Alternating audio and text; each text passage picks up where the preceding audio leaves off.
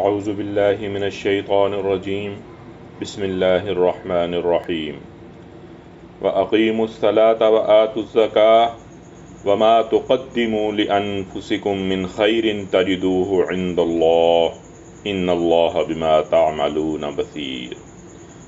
اور نماز قائم کیا کرو اور زکوٰۃ دیتے رہا کرو، اور تم اپنے لیے جو نیکی بھی آگے بھیجو گے اسے اللہ کے حضور پالو گے، اور جو کچھ تم کر رہے ہو یقیناً اللہ رب العزت اسے دیکھ رہا ہے۔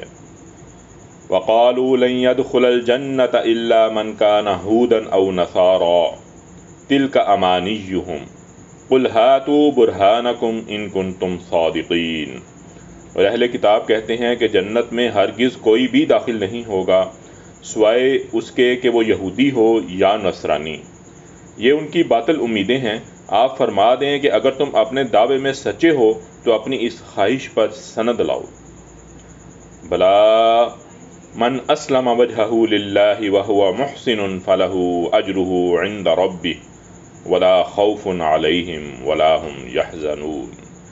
ہاں، جس نے اپنا چہرہ اللہ کے لیے جھکا دیا، یعنی خود کو اللہ رب العزت کے سپرد کر دیا، اور وہ صاحب احسان ہو گیا، تو اس کے لیے اس کا اجر اس کے رب کے ہاں ہے، اور ایسے لوگوں پر نہ کوئی خوف ہوگا اور نہ وہ رنجیدہ ہوں گے۔ صدق اللہ العظیم۔